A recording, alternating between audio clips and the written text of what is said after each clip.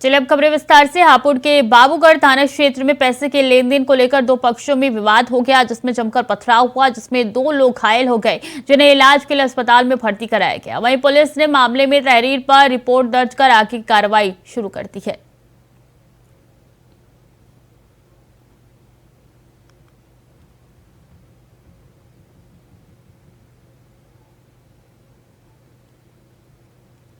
थाना बाबूगढ़ में आज 5 दिसंबर 2023 को एक सूचना प्राप्त हुई थी, जिसके अनुसार दो पक्षों में पैसे के लेन देन को लेकर मारपीट हुई है।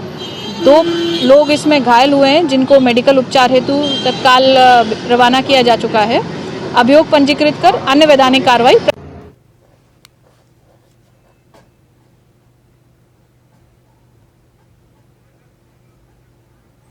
शक्ति ठाकुर हापुड़ से हमारे साथ जुड़ चुके हैं ज्यादा जानकारी के लिए। शक्ति, ये किस तरीके से पथराव हुआ है और क्या मामला था?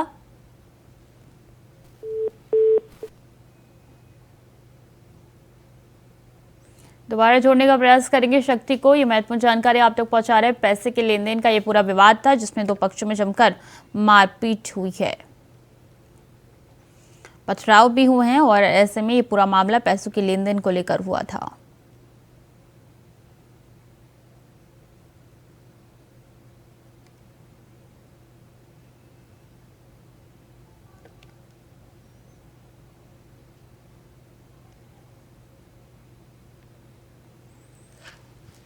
शक्ति हमारे साथ जुड़ चुके हैं एक बार फिर से। शक्ति, ये मामला कैसे शांत हुआ और क्या था विवाद का पूरा कारण? जी बिल्कुल, आपको बता दें ये पूरा प्रकरण हापुड़ के बाबूगढ़ थाना क्षेत्र के भीकनपुर का पूरा मामला है, जहां पैसे के लेन देन के विवाद में दो पक्ष आमने सामने आ जाते हैं, जमकर एक दूसरे पर लाठी डंडे चलते हैं और उसके बाद यहां इन दोनों पक्षों में पथराव भी हुआ है। आपको बता दें इस लाठी डंडे की लड़ाई और पथराव में दो लोग घायल हुए हैं, जिन्हें पुलिस के द्वारा उपचार के लिए अस्पताल में भर्ती कराया गया है। वहीं पुलिस का कहना है कि पीड़ित पक्ष की तहरीर पर मुकदमा दर्ज किया जाएगा और जो आरोपी हैं जिन्होंने मारपीट की है, पथराव किया है, उनकी शीघ्र ही गिरफ्तारी की जाएगी। लेकिन देखने वाली बात होगी कि पुलिस इस तरीके से बवाल करने वाले लोगों पर, पथराव करने वाले लोगों पर, लाठी डंडों से हमला करने वाले लोगों को कब तक गिरफ्तार कर पाती है। जी मामला शांत कैसे हुआ था? जी बिल्कुल, आपको बता दें जो पुलिस को जब सूचना दी गई थी कि गांव में पथराव हो रहा है, गांव में एक दूसरे पर जानलेवा हमला किया जा रहा है, लाठी डंडों से खूनी संघर्ष हो रहा है, तो पुलिस बल मौके पर पहुंचा था। पुलिस को देखकर जो आरोपी पक्ष के लोग हैं वो मौके से फरार हो गए थे। उसके बाद पुलिस ने वहां स्थिति को कंट्रोल में किया था। पुलिस ने जो घायल हैं उन्हें हॉस्पिटलाइज कराया था और आरोपियों के लिए दबिश लगातार दी जा रही है। लेकिन देखने वाली बात होगी कि जिस तरह का बवाल करने वाले लोग कब तक पुलिस की गिरफ्त में आ पाते हैं। कितने लोग घायल हुए हैं इस पूरे वारदात में? जी बिल्कुल, आपको बता दें इसमें दो लोग इंजर्ड हुए हैं, जो एक लड़की सहित दो लोग इसमें घायल हुए हैं। विजुअल में आप देख सकते हैं कि किस तरीके से सिर में डंडा लगने से, लाठी लगने से गंभीर चोटें आई हैं, उसे हॉस्पिटलाइज कराया गया है और एक अन्य लड़की जो बीच बचाव के लिए आई थी उसको भी चोटें आई हैं। जी पुलिस ने इस पूरे मामले पर क्या कार्रवाई की है? जी बिल्कुल, जो हापुड़ सीओ सिटी स्तुति सिंह हैं उनसे हमारी बात हुई है। उनका कहना है कि पैसे को लेन देन को लेकर विवाद था, दोनों पक्ष एक दूसरे के आमने सामने आ गए और दोनों में मारपीट हुई है। इसके बाद सीओ स्तुति सिंह का कहना है कि घायलों को उपचार के लिए पुलिस ने अस्पताल में भर्ती कराया है और जो आरोपी हैं उनके खिलाफ तहरीर के आधार पर आगे वैधानिक कार्रवाई की जाएगी। जी ठीक है, बहुत बहुत धन्यवाद आपका तमाम जानकारियों के लिए ठाकुर।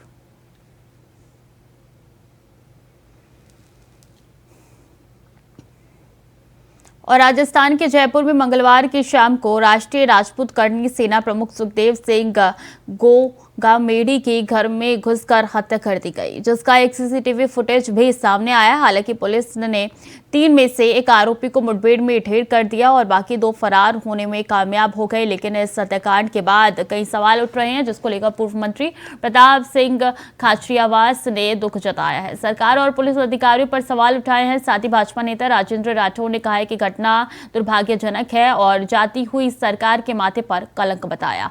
तो वहीं डीजीपी उमेश मिश्रा ने इस घटना को लेकर कहा है कि जल्द ही आरोपियों को गिरफ्तार किया जाएगा।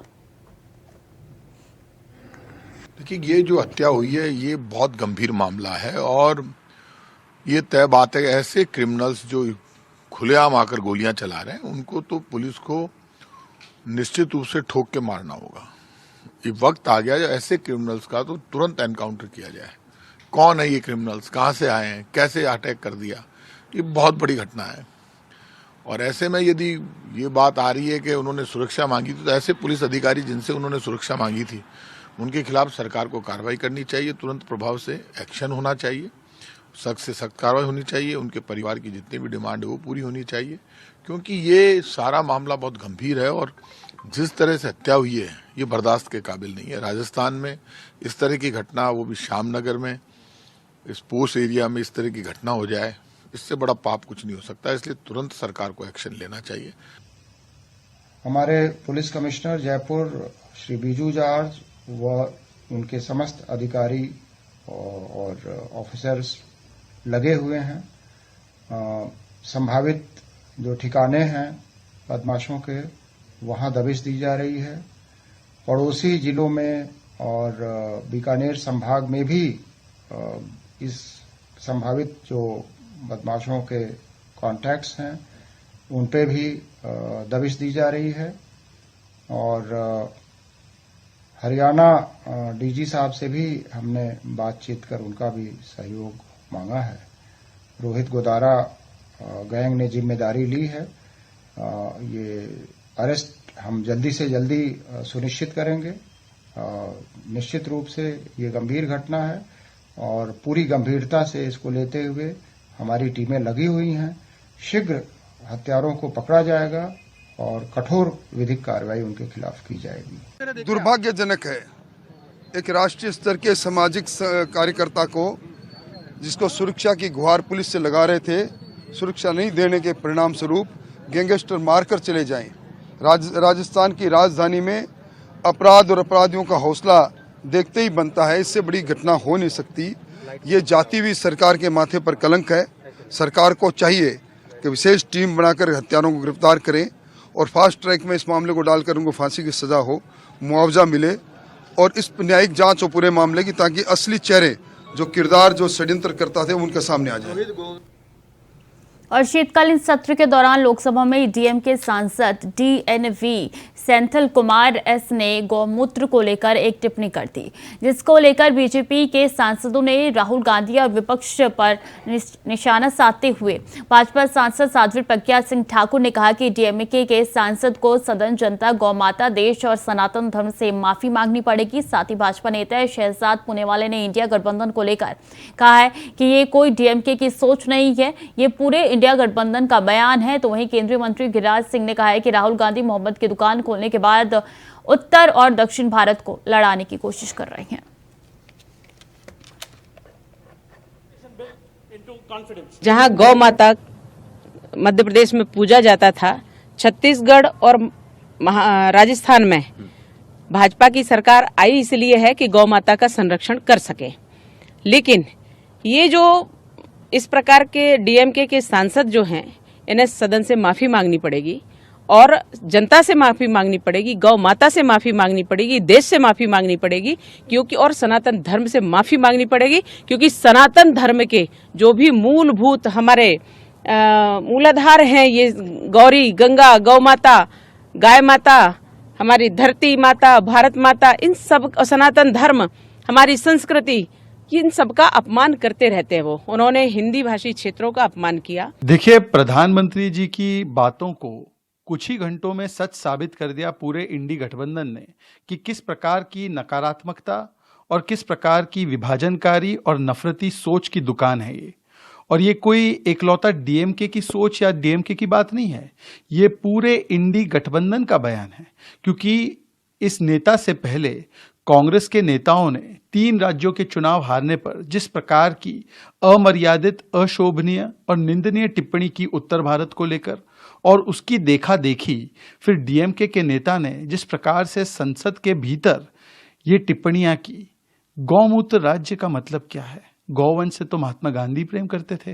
गौमूत्र और गौ के गोबर को खरीदने का काम तो हाल ही तक भूपेश बाघेल की सरकार भी करने का दावा कर रही थी। मोहब्बत की दुकान खोलने वाले राहुल जी अब दक्षिण भारत, उत्तर भारत को आपस में लड़ाने की बात कर रहे हैं। जिस शंकराचार्य ने पूरे देश को, वो भी दक्षिण भारत के थे, उन्होंने एक किया, आज उस पर दबाव बना रहे हैं माफी मांगने के लिए। इसका मतलब ये है कि जब स्टालिन के लड़कों ने सनातन को समाप्त करने के लिए कहा था, तो ये इनकी सहमति थी। भूले नहीं, हम गौ को और गौ माता को और गौ माता के मूत्र को भी हम सम्मान करते हैं, पूजते हैं, मुझे इसका फक्र है। लेकिन सनातन को जो समाप्त करने की कोशिश करेगा वही समाप्त हो जाएगा। ये मैं डंके की चोट पे कहता हूं, ऐसी हल्की बयान न दे।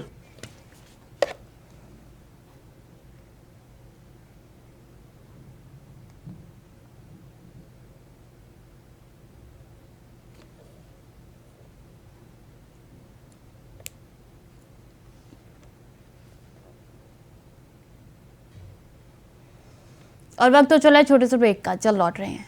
ब्रेक के बाद एक बार फिर से स्वागत है आपका। खबरों में आगे बढ़ेंगे। बलिया में जमीन की पैमाइश के नाम पर रिश्वत लेने के आरोप में लेखपाल और लेखपाल के सहयोगी को एंटी करप्शन की टीम ने रंगे हाथ पकड़कर गिरफ्तार किया है। बता दें कि बांसडीह पहुंचे आजमगढ़ की एंटी करप्शन की टीम ने तहसील के लेखपाल और उसके सहयोगी को 5,000 रुपए रिश्वत लेते हुए गिरफ्तार कर लिया है, जिसके बाद सूचना पर लेखपाल संघ के अध्यक्ष सहित कई लेखपाल बांसडीह थाना कोतवाली पहुंचे, जहां पुलिस और लेखपालों के बीच काफी धक्का मुक्की भी हुई। तो वहीं लेखपाल संघ के जिला अध्यक्ष निर्भय कुमार सिंह का कहना है कि एंटी करप्शन टीम द्वारा बांसडीह तहसील के लेखपाल को गिरफ्तार किया गया है। बांसडीह तहसील के नवनीत खरवार लेखपाल हैं, उनको एंटी करप्शन द्वारा टीम द्वारा अनावश्यक रूप से पकड़ ली गई। उनके हाथ से न पैसा बरामद हुआ, न उनके पॉकेट से पैसा बरामद हुआ। किसी अनजान व्यक्ति द्वारा पैसा बरामद किया गया है और थाने में बंद कराकर उन पर अनावश्यक दबाव देकर उनके हाथ से पैसा देकर FIR और मुकदमा आ रही है और लिखवाना चाह रहे हैं या लिखवाने का प्रयास भी कर रहे हैं। अनजान व्यक्ति कोई सम्राट नाम का है, यही बांसडीह के अगल बगल के होंगे, बांसडीह के अगल बगल के होंगे, उनका गांव में नहीं जानता हूँ। एंटी करप्शन के लोगों का कहना यह नहीं है, वो चाहते हैं कि जो अनजान व्यक्ति पकड़ा गया है उसको ना टारगेट बनाकर जबरदस्ती इनके हाथ से पैसा थाने में बंद कराकर इनके हाथ से पैसा दिल। अलीगढ़ के बन्ना देवी इलाके में इस AMU की पूर्व हिंदू छात्र को एक विशेष समुदाय का युवक लेकर फरार हो गया। घटना के बाद छात्रा के परिजनों ने आरोपी के खिलाफ थाने में लव जिहाद के मामले में रिपोर्ट दर्ज कराई। परिजनों ने थाने में दर्ज कराई रिपोर्ट में लिखवाया है कि युवती अपने घर से करीब 6.5 लाख की नकदी और 6 से ज्यादा 6.5 लाख की जेवरात लेकर फरार हो गई है। फिलहाल पुलिस ने मामले की रिपोर्ट दर्ज करके जांच शुरू कर दी है। ये लव जिहाद की घटना है। इसमें मेरी लड़की को बहला फुसला के ले जाया गया है। मेरी लड़की यहाँ AMU में अलीगढ़ मुस्लिम विश्वविद्यालय में पढ़ा करती थी, जहाँ से उसने BTech किया, MBA किया। उसके बाद उसकी दिल्ली जॉब लग गई, जहाँ से वो गायब है, जिसकी रिपोर्ट हमने लक्ष्मीनगर थाने में की, जहाँ से पैरवी करते हुए हमने पाया कि उसकी फ़ोन पर एक लड़का अख्तर हुसैन नाम का, जिससे ज़्यादा बातें हुआ करती थीं, और जानकारी करने पर ज्ञात हुआ वह लड़का उसके साथ AMU में BTech में पढ़ा करता था। हमें पूरा शक है कि वह लड़का हमारी लड़की को बहला फुसला कर अपने साथ ले गया है। हमें जब ये जानकारी हुई कि अख्तर हुसैन नाम के किसी लड़के से उसकी फ़ोन पर बात होती थी, हमने अपने घर पर आकर अपना सामान वगैरह देखा तो पाया उसमें से 6,30,000 रुपये व कुछ आभूषण जो हमने उसकी शादी के लिए जोड़े थे वह अपने साथ ले गई है। मथुरा में श्री कृष्ण जन्मभूमि में दीपदान के हिंदू संगठनों की तरफ से लेकर किए गए ऐलान के बाद पुलिस प्रशासन की तरफ से जन्मभूमि और ईदगाह की सुरक्षा बढ़ा दी गई है। वहीं पुलिस ने श्री कृष्ण जन्मभूमि और ईदगाह की ओर जाने वाले रूट को डायवर्ट कर दिया है। वहीं दोनों जगहों पर सुरक्षा के पुख्ता इंतजाम किए गए हैं। साथ ही इसको लेकर अधिकारियों को सख्त निर्देश दिए गए। वहीं जिला पंचायत अध्यक्ष किशन सिंह चौधरी ने 6 दिसंबर को किए जाने वाले महायज्ञ को स्थापित कर दिया है। वहीं अखिल भारतीय हिंदू महासभा ने श्री कृष्ण जन्मस्थान के गर्भगृह में दीपदान और जलाभिषेक का कार्यक्रम स्थानांतरित करते हुए विश्राम घाट पर यमुना पूजन करने का ऐलान किया है।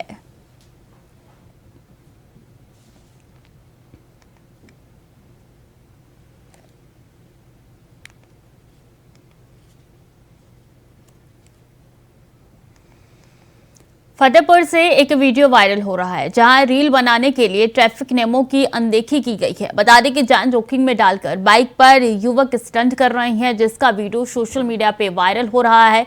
पुलिस मामले की जांच में जुट गई है। वहीं ये वीडियो अटल बिहारी पार्क का बताया जा रहा है।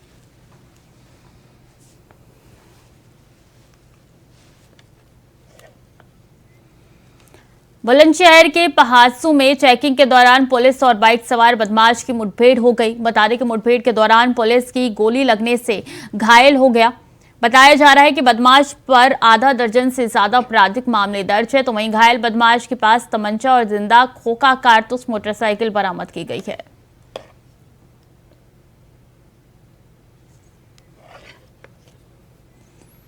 तो फिलहाल के लिए बुलेटिन में इतना ही। खबरें लगातार जारी है, देखते रहिए इंडिया वॉइस।